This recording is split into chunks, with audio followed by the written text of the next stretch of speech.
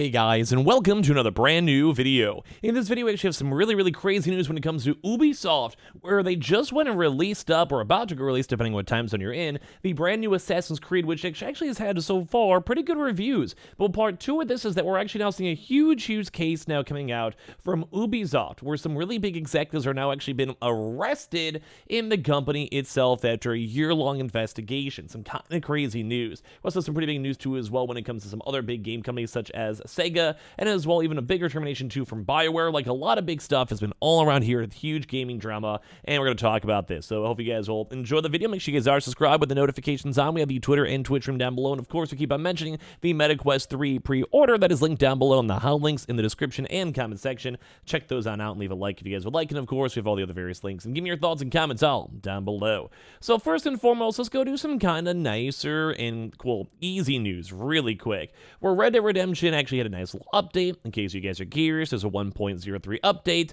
and they now actually had that 60 FPS option for the PlayStation 5. Now that's a big thing to know.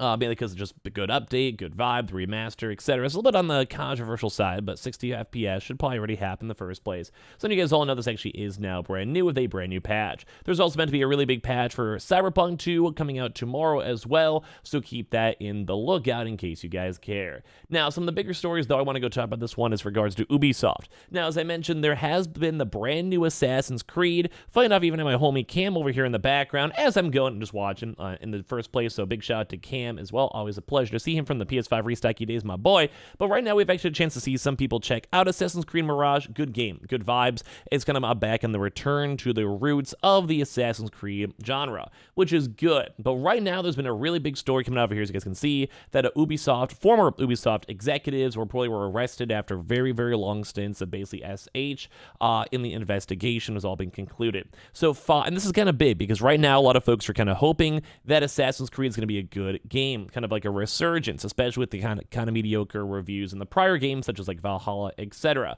And well, ideally, fingers crossed, this is kind of maybe a good start for the company overall. Well, the idea of the company out here is, trying to like get itself back through its roots, trying to go and kind of fix all the problems, trying to their best to go and kind of minimize and reorganize the company itself. And I'm one of those people where this is not something you want to see in the headlines, especially with the brand new game coming out soon. But I want to say, it does kind of seem like Ubisoft is trying to make good moves to kind of, number one, revitalize their company, and number two, trying their best to kind of streamline the process and make it a little bit better. Whether it comes to games, whether it comes to hosting, when it comes to them trying to work with Xbox, to trying to have the future of the cloud gaming, that's at least good for the company. Of course, bad PR like this is never good to see. We never want to see this in the gaming industry, etc., etc. Although, as of right now, they have been arrested too on top of this. So they also, at this point as well, these people did go and leave Ubisoft in 2020. So this is also not current Ubisoft in reflection. This is like from a few years ago. But obviously when it comes to court stuff, legal stuff, it takes a while. So 5 former Ubisoft executives were reportedly arrested following a year-long sexual assault and harassment investigation within the company. As reported by French publication Libération, translated by GI Biz, former Chief Creative Officer Serge Hescrot and former VP of Editorial and Creative Services Tammy François, both of whom left Ubisoft in summer 2020, so this was around 3 years ago, but longer than that, almost 4 years now, following a wave of actual allegations, were among those placed in police custody as of now. So when I say this is not good to see, we do not want to ever see this in the gaming world, and my heart goes out to anyone affected by it, but I will go and give Ubisoft a little bit of like a, I don't want to say credit, but it's just bad timing, I think, on the news with Assassin's Creed coming out.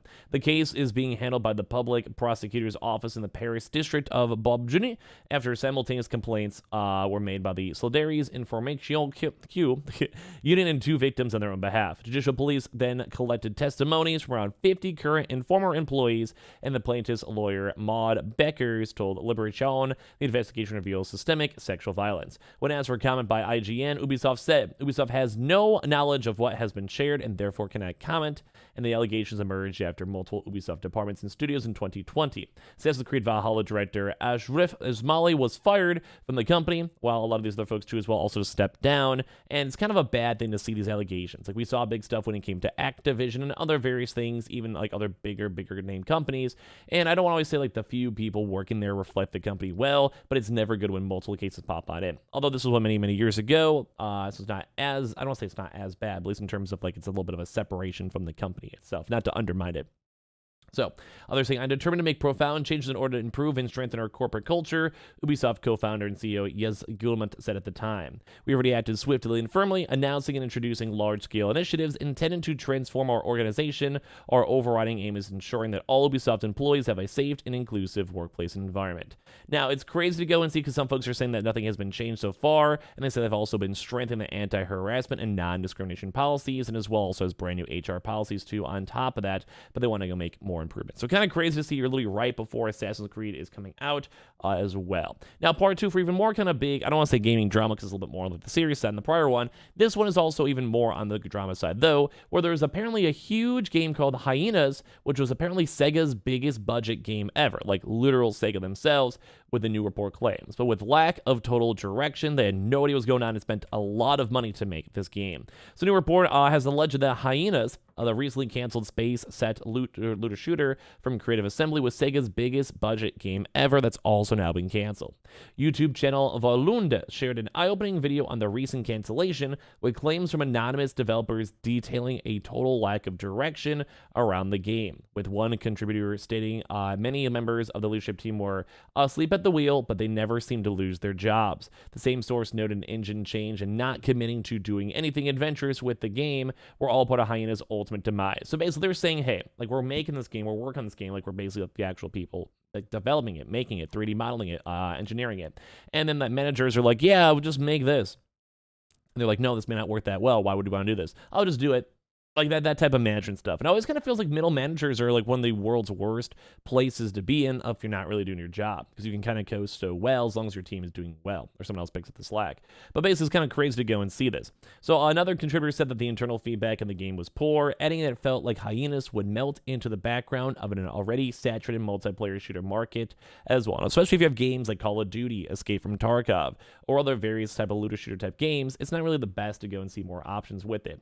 So the video also went on to, they also said that it was originally planned as a premium game and it transitioned into a free-to-play with microtransactions, and then it was also at some point just canceled. However, the whole development process from the get-go seemed to be uncertainty and confusion, with one developer stating that the game was watered down repeatedly, and as well, they, like I just mentioned, as the original idea to draw on looter shooters like Tarkov was seemingly too hardcore for a wide audience, which I do kind of agree. I feel like most normal folks don't have to really like that, and it'd probably be more of like a Call of Duty genre instead, where it's fun, like the elements of there, of like going to a map and extracting, like the idea and that game point, but maybe not as hardcore as Tarkov is. They wanted characters who don't give up, man, and have heaps of tood. One developer claimed, adding this, while the powers of the Hyenas didn't use those exact words, that was the idea. The end result was unmemorable and unrecognizable characters. There was a period where it felt like we had no idea what was going on with the tone or what even needed to be done, and that kind of goes back to the management side. And once again, keeps on seeing that we keep on seeing these big game managers not knowing what to do as well.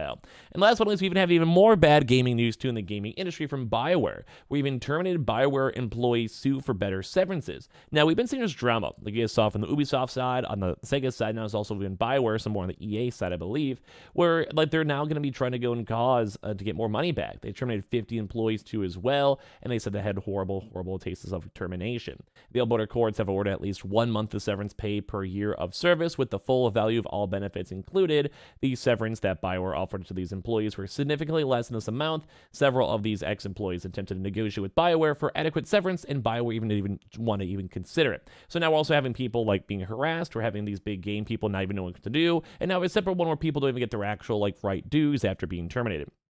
7 employees with an average of 14 years at BioWare have refused to accept BioWare's low offers and have filed a statement of claim with Alberta's Court of King's Bench, requesting fair severance pay and including a request for punitive damages as well from all their bad treatment.